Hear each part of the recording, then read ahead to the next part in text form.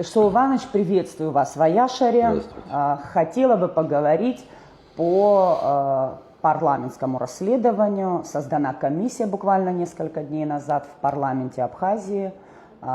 Чего ждать от этой комиссии? Вообще, расскажите немного, для чего это все.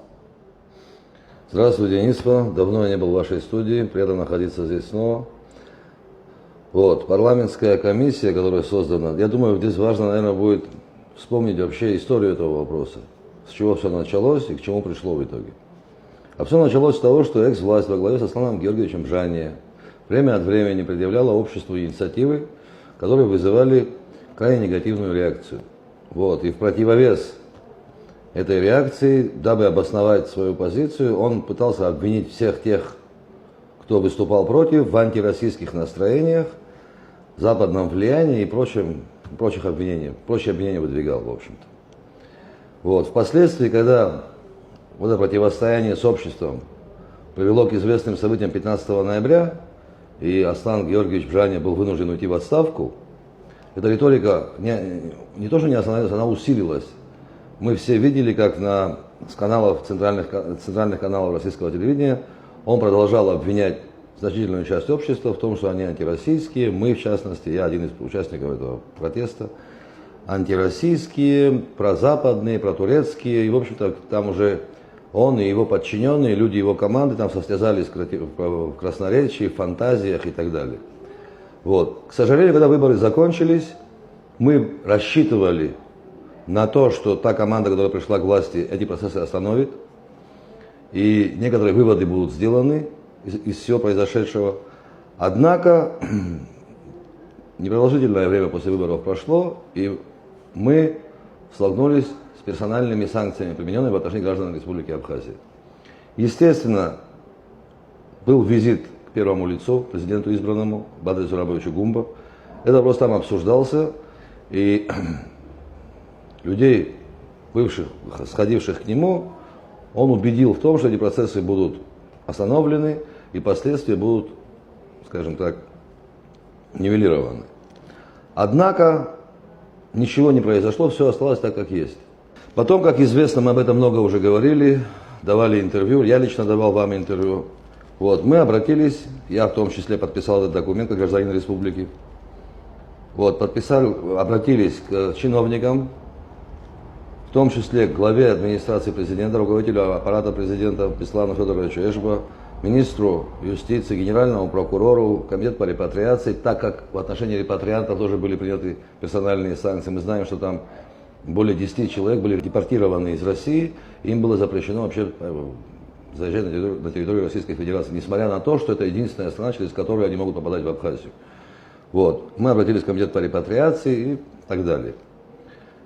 Надеясь на то, что мы будем услышаны, и наше беспокойство по этому вопросу, справедливое, кстати говоря, беспокойство, будет услышано и поддержано.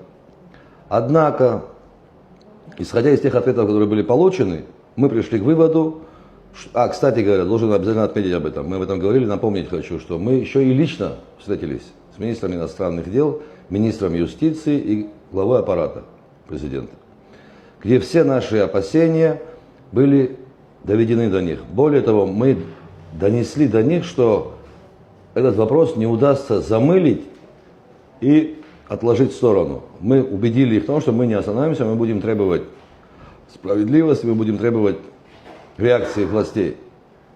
Вот. Как мы и обещали, придя к выводу, что власти адекватно реагировать или отказываются, или не собираются, это не важно, адекватной реакции мы не увидели, в связи с чем мы обратились к спикеру парламента и к президенту, собрали подписи и написали официальное письмо спикеру и обратились к спикеру и президенту с требованием провести парламентское расследование. Там все эти требования изложены. Мы требовали провести парламентское расследование. И на время проведения прокурорской проверки, кстати, я хочу довести до общественности, что идет прокурорская проверка по этому поводу. На время проведения проверки попросили отстранить от должности людей, которые участвовали в клевете в отношении граждан Абхазии. Вот. В парламенте нас услышали, слава Богу. Хочу поблагодарить за это парламентариев. Нас услышали.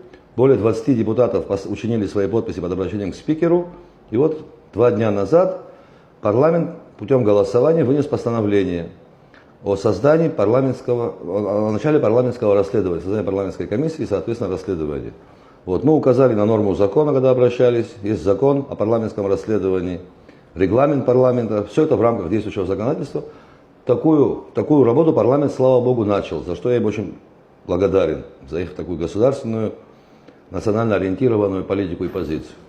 Чего вы ждете от этого расследования? Мы с вами об этом говорили как-то уже, я вам напомню, на площадке Айтгылара я давал интервью, об этом говорили. Чего мы ждем? Я лично чего жду? Во-первых, я жду, что парламентское расследование должно показать, что в Абхазии антироссийских сил нет и быть не может. Мы об этом говорим, постоянно мантру повторяем, но если наших слов недостаточно, надеюсь, документ парламента это будет достаточным основанием, чтобы говорить о том, что нет у нас антироссийских настроений.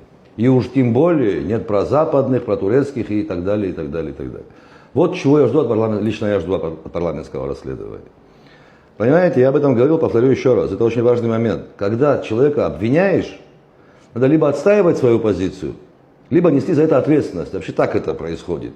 А вот попытка сесть, отмолчаться в стороне и делать вид, что ничего не происходит, это, как минимум, неответственно.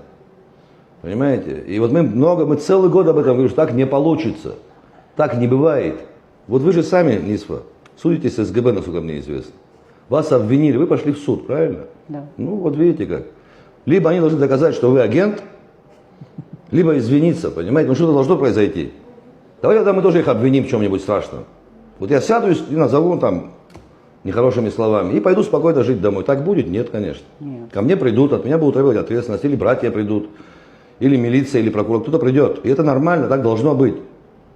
Понимаете? Мне тоже хочется много чего сказать в сердцах, как говорится, бывает, накипит, и хочется такое наговорить, но я-то понимаю, что это так не делается. Почему они этого не понимают? Это очень важный вопрос, понимаете? Казалось бы, само собой разумеющееся, но приходится, вот видите, доказывать, я много раз это повторяю, иногда приходится доказывать, что 2 плюс 2 будет 4. Прописные истины приходится доказывать. Ну что теперь делать? Раз у нас такая ситуация, будем доказывать. Будем отстаивать свои элементарные права. Очень важно здесь, наверное, подчеркнуть, нам приходится это повторять как мантру все время. Очень важно подчеркнуть, подчеркиваю. Мы говорим об ответственности наших абхазских чиновников. Действиям Российской Федерации мы оценку не даем. Это очень важный момент.